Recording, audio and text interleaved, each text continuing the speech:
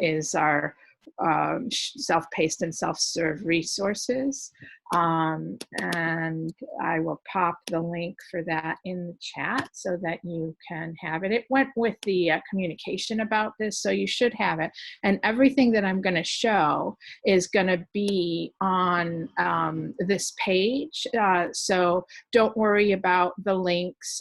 If Erin can, she will post the links to these individual resources as we go along. But all of the links that we're showing to you today will be on this page, since this is the focus of this talk.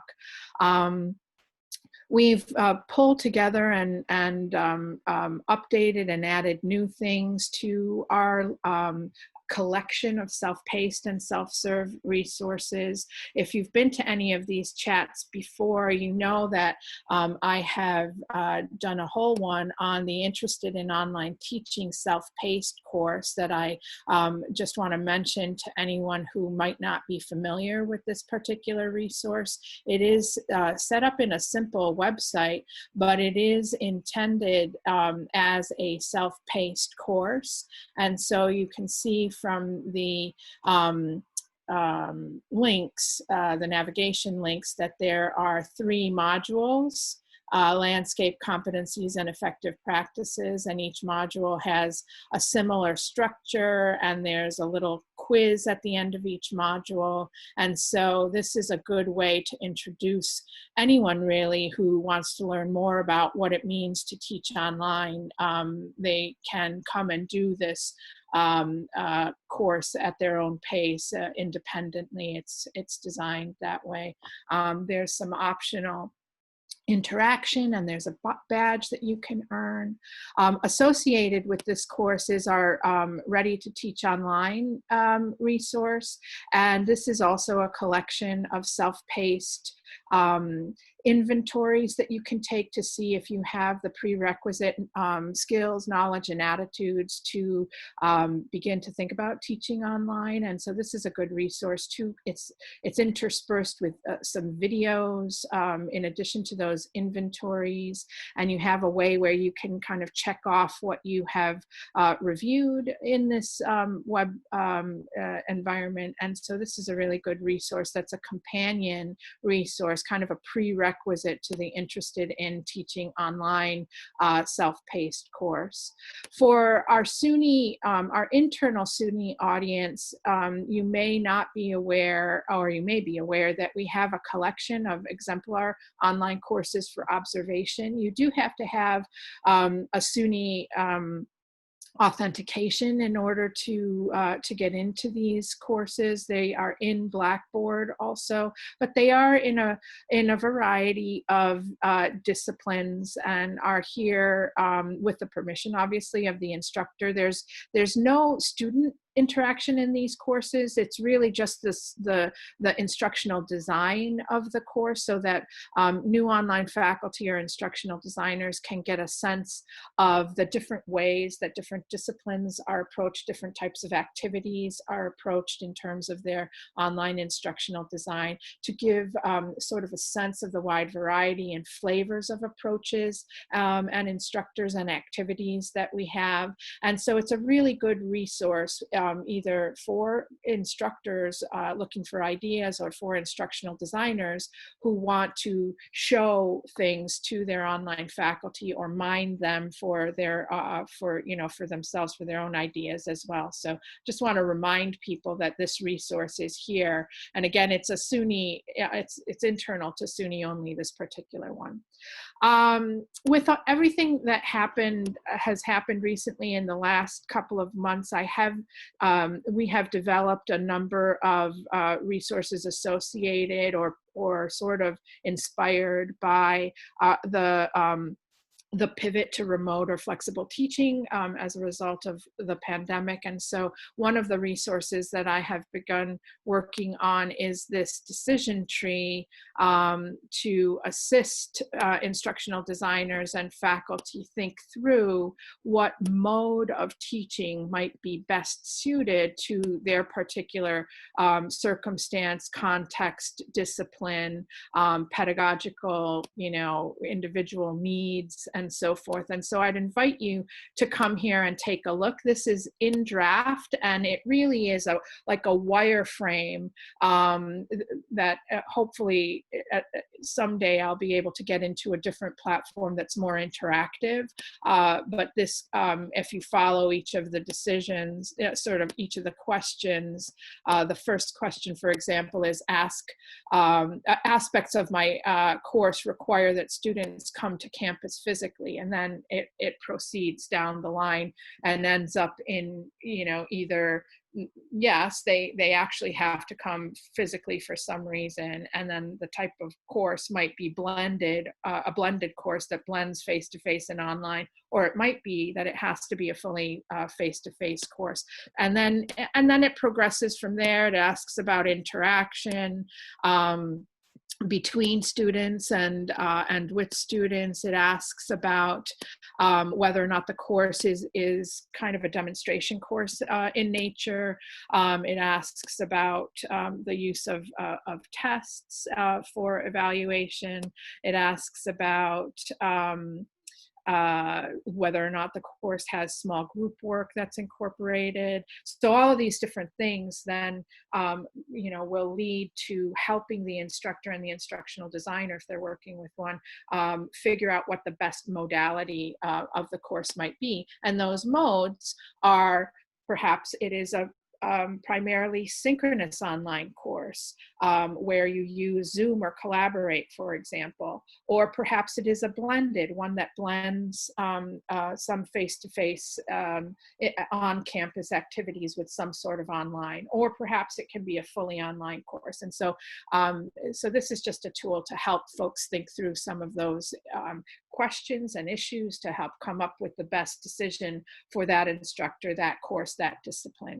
I also developed a checklist for remote and flexible teaching. You may also be aware of this. I think I did a webinar on this the other day, last month, I think it was, and this one you know, helps instructional designers and faculty sort of think through you know, the issues and the topics and the areas that they should be attending to, paying attention to as they're thinking about pivoting from a traditionally face-to-face course to something that is you know, online in some way or another. And so there are a lot of resources here. You could spend a whole day just going through and following the little breadcrumbs of links. And I am hoping that you will at some point come and check these out. One of the resources I want to make sure to point out that you get to from that checklist is these discipline-specific resources. And so again, we have those courses for observation I showed. If you're internal to SUNY, we have some workspace groups that you can join.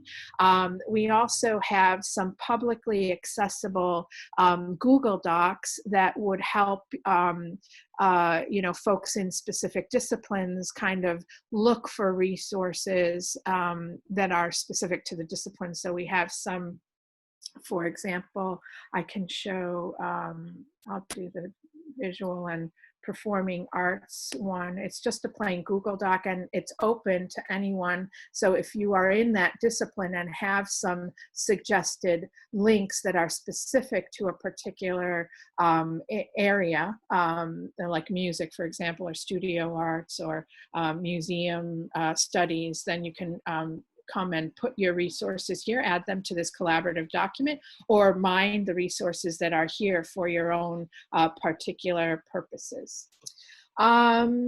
The other series of things that I have put together specifically during this time are a series of templates that are available from that initial web page.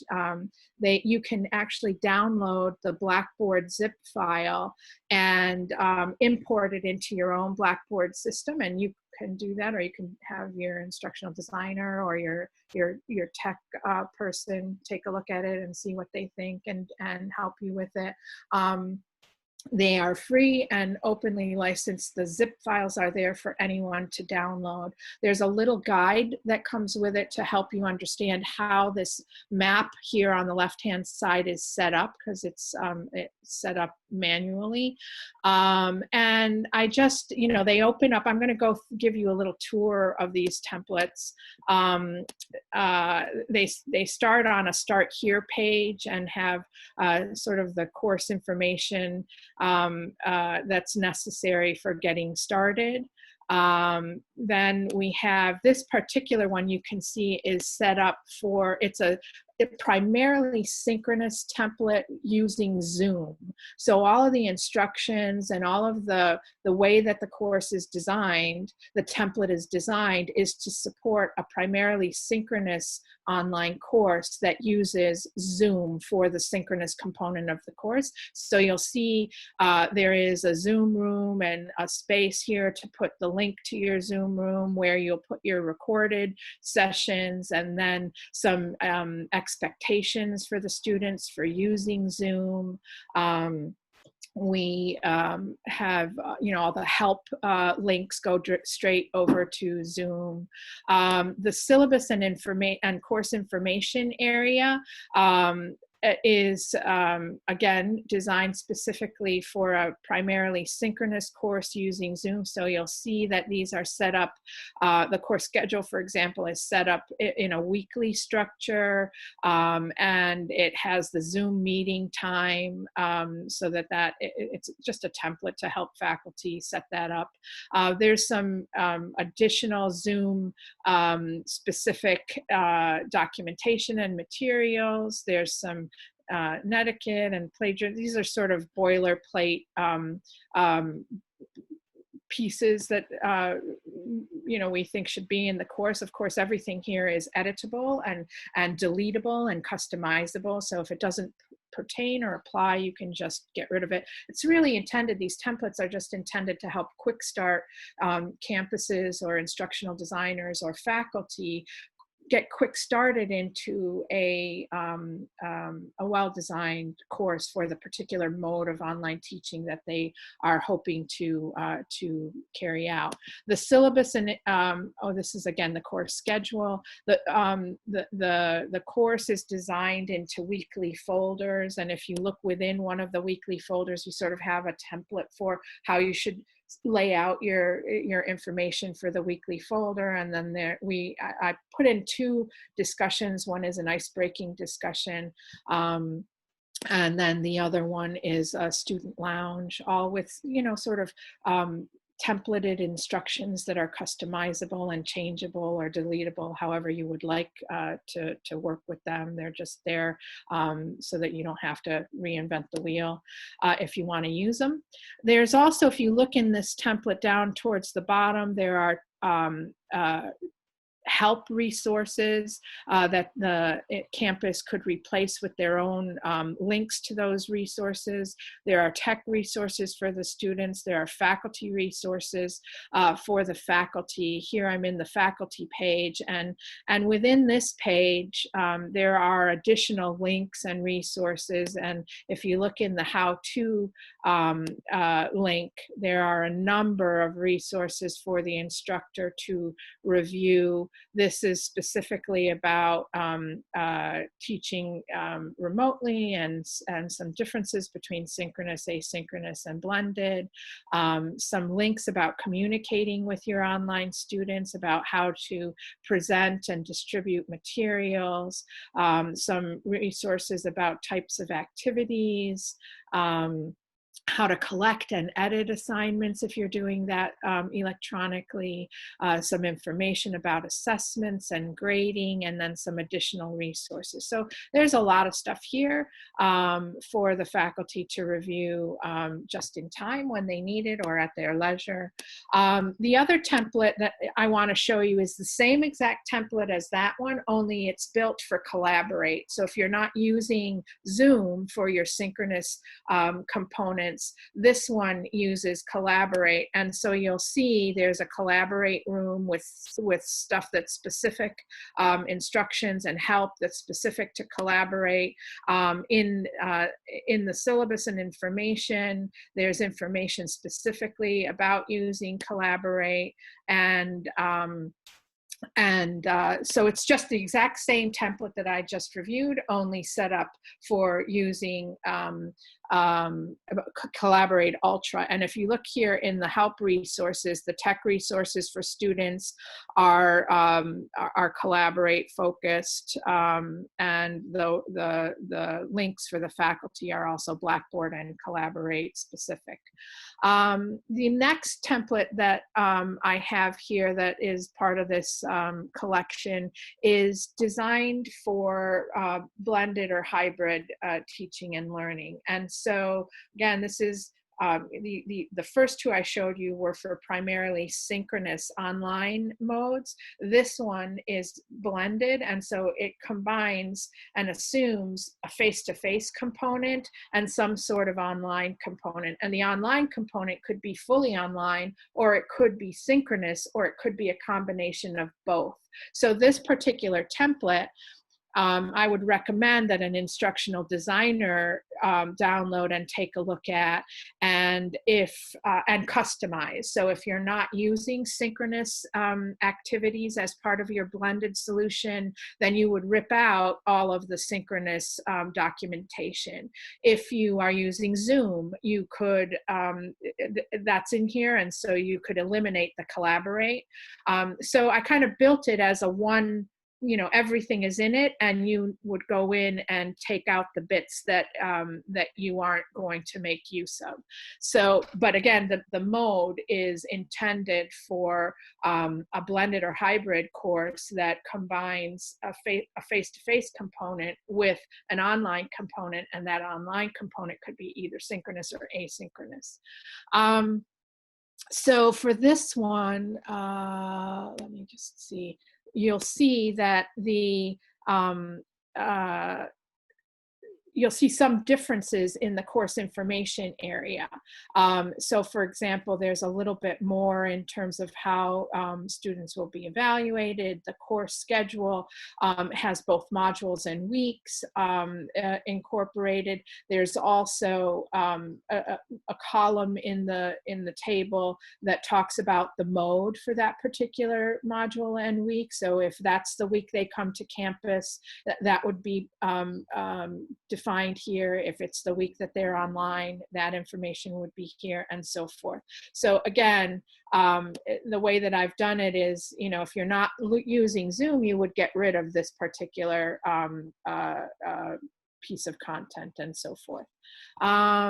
In the About area, there is information for students about how, what blended and hybrid learning is all about, and some instructions on, kind of navigating and using the course. And the module structure of the course, again, is here, and is set up, with some consistency, or so that the instructor can have some consistency module to module. And then, of course, there is finally the asynchronous or fully online version of these templates. This one is set up to be primarily a fully online template, or classic online teaching and learning, where there are no required synchronous components, no required visits to the campus. And so all of the materials and documentation are set up with that in mind. So for example, if you look at the syllabus page, you'll see that, again, we have a course structure that is module focused and designed to support a fully online teaching and learning experience. And again, let's see, here's another one that shows some of the differences. This is the page that talks about, the fully online nature of the course, online expectations for students, the help resources, again, for faculty and for students. are specific to a fully online experience. So that's the templates that are available again for download. The zip files for these templates are downloadable from that initial page. I want to mention that I am currently working with a couple of campuses to get these templates into Brightspace, Canvas, and Moodle. And we'll have these same templates available for download in those other learning management systems at some point in the future. We're in the process of working on that right now. I want to mention Keith Landa from Purchase and Shirley Sinecor from, oh my gosh, sorry, Shirley Sullivan. And who else was I talking to? Oh, I was actually talking to a friend up at Skidmore who was interested in helping getting them into a different learning management system. So we're working on getting the templates into different learning management systems so that they would be also downloadable from there. The common cartridge files are also available for download. So if you don't want to wait for us to get them into those different learning management systems, you could go do it now, I think, with those common cartridges. So those are also available from the that main self-paced and self-serve resource.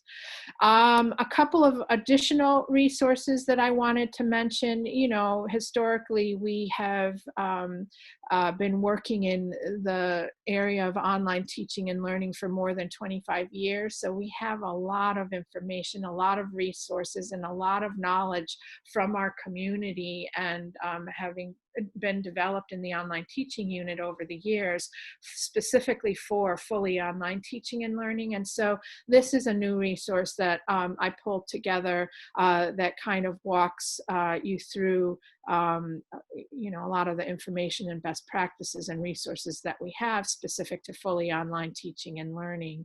We have available for download a self-paced Blackboard course that is intended for those new to online learning. We call it N2OL. And so this is available for you to download and customize, play around with, rip out whatever you want. You know, it's just a starting point if you want to do a self-paced new to online learning course. Now, the mode that it is talking about is fully online. So if you're doing blended or primarily synchronous online learning, this would not be the tool to use, or you could start there and then customize it for that. But I just want to make sure that you understand and are aware that this was designed for fully online, for faculty who are going to teach fully online or develop a fully online course.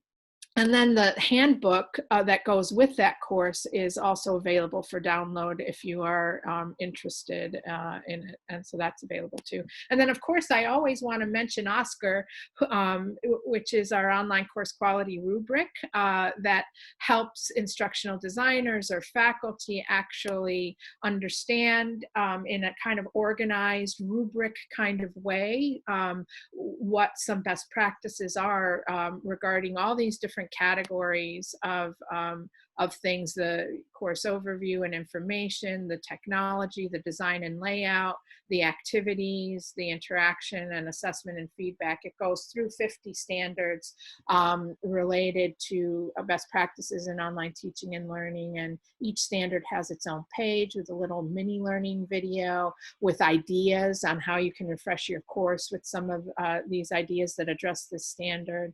Always, we have some additional information and related resources and the ability to give us suggestions or ask questions and interact on any of the standards. So want to make sure to point all of that out to you. We do a whole other webinar just on this particular resource as well. And so that, in a nutshell, is the resources that I had hoped to share with you today. So I'm going to check with Erin on questions from the group.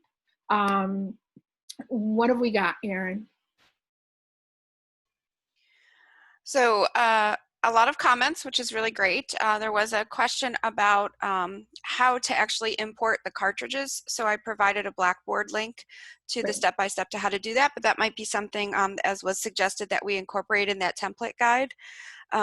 You know, just the step one is to import the file, but not everybody knows how to do that. So we could provide that help link. So that was a good suggestion. And then a question about Zoom. Let me back up. Is Zoom available to all SUNY faculty, or is access depending on the particular campus? Yeah. Yeah, so I think you should check with your campus to see what it is that they have standardized on or that they want faculty to use. I think that varies across the SUNY landscape.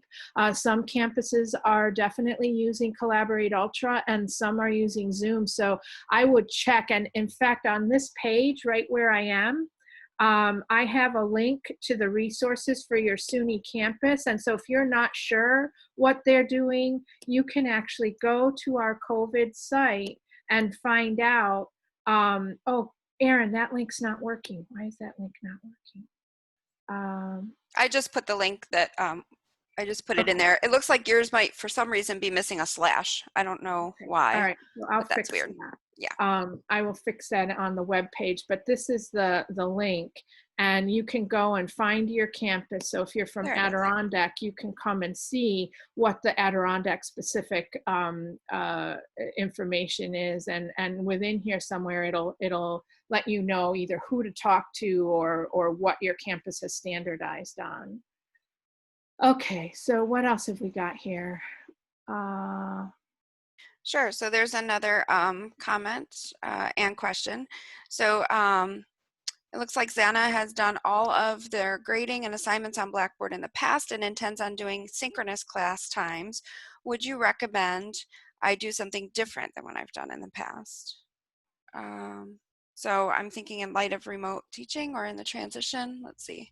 She's done all her grading and assignments on Blackboard, and she intends on doing synchronous class times, something different than you've done in the past. So that's hard to say without knowing a little bit more about your course and your context.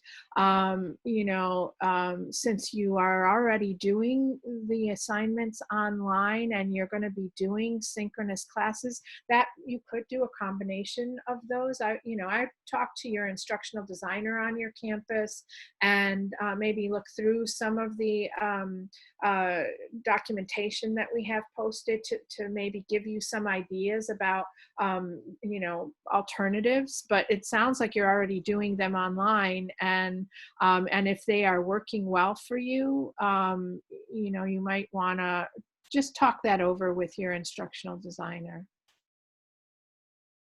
There was a question about WebEx and the guide and whether or not we're going to be doing a template for WebEx. That's a great question. Lynn, what campus are you from that's using WebEx?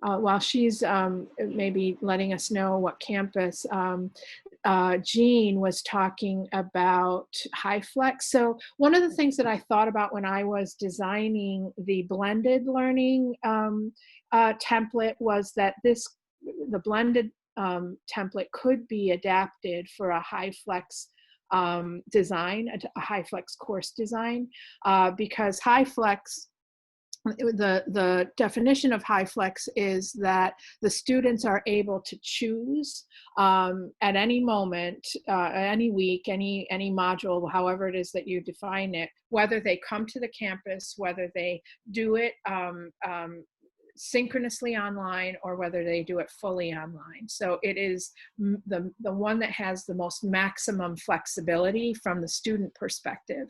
In terms of the design of the course, there are very specific considerations and complexities. And so I would really talk to your campus instructional design support folks if you're going to design a HighFlex course. And I would say that template, the blended hybrid template, I actually designed thinking that someone might be able to use that to support a high flex design. So there's pieces of it in there that would support a high flex design. There are additional pieces that would be required to be added to that template in order to support a high flex design. All right, so what else have we got? Do campus-specific instructional designers interact with SUNY Online? So sure, I mean, we sit at the system level, and every campus has their own, or most campuses have their own online teaching and learning unit, and that might be staffed in a variety of ways, but I believe at this point in time, most SUNY campuses, if not all, have someone who is in that role of instructional designer, and we meet. We have a community meeting every month that Erin leads, and we have community activities like this one, and an annual conference that typically happens in February. We have workspaces for online networking. We have resources and websites that we share. We provide services and support for campuses who want to opt into those services and supports from the central office. So it really depends on what the campus needs and where they are. Many of our campuses are very self-sufficient and yet still engage and participate in a very enthusiastic way in our community. We are a big community, a big institution in terms of, system. There's a lot of campuses and a lot of folks doing really amazing work in online teaching and learning. What else have we got, Erin? What am I missing? Just a suggestion about their campuses considering Respondus for the lockdown browser. Is that preferred as an anti-cheating tool compared to ProctorU? Yeah, I'm the wrong person to ask about this question. If I know that there are some campuses that are using online proctoring tools. I would, from my personal online teaching experience and perspective, I would find alternatives to proctoring, but I do know that there are some courses and some disciplines that require certifications and that kind of oversight, and so I'd have to defer to your campus to what it is that they are using and how they're rolling it out and implementing it and what their best practices with it would be. I don't have any experience with those tools.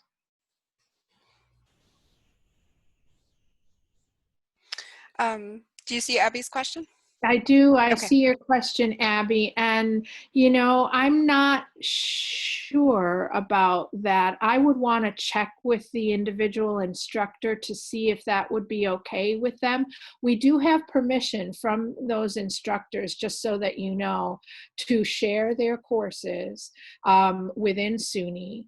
And in fact, they are presented as models and exemplars for faculty to mine for ideas and even adopt or adapt instructional language, right? Not the disciplinary content, but the instructional approaches, instructional language. And so the assumption is that faculty are going to use those as models. Whether or not the instructor would be okay with sharing that outside of SUNY, I would do on a case-by-case basis. So Abby, if you are interested in a particular course, like in the math area, I would assume, let's talk offline, and we can get the contact information from those instructors and ask them. I would suspect that they would be willing and okay with that. Anything else? It looks like we've addressed all the questions, and we're a little bit over time. So I'll just thank everyone for your attendance. I did put our contact information and our YouTube channel in the chat so that you can access all of that. And, reach out to us if you have questions. We're happy to help. We know that this is a lot of information, and as you sort of digest it, you may have some questions. So I thank want you. to thank you all for coming. I'm going to stay and hang out a little bit. So if you have, some burning question that you want to chat about, I will be willing to stay here and chat with you for a while. This is my lunch hour, so I can be here for, the next half hour. Thank you all for coming. Let me know if you have any questions. Let's continue the conversation. If you are not yet a friend of SUNY or in one of the SUNY fellow roles, I invite you to join. I invite you to join our workplace group, which is our online interaction site. We also have one that's open to anyone outside, internal to SUNY and outside of SUNY. I'd welcome your continued interaction and engagement. And I hope to see you at our next webinar. We do these periodically, and we put out the information in our various spaces. And so if you're interested in this one, you might be interested in the next one. Do we have one planned, Darren, or not yet? The schedule will be coming out for the begin again in September. Oh, awesome. All right, great. So stay tuned. All right.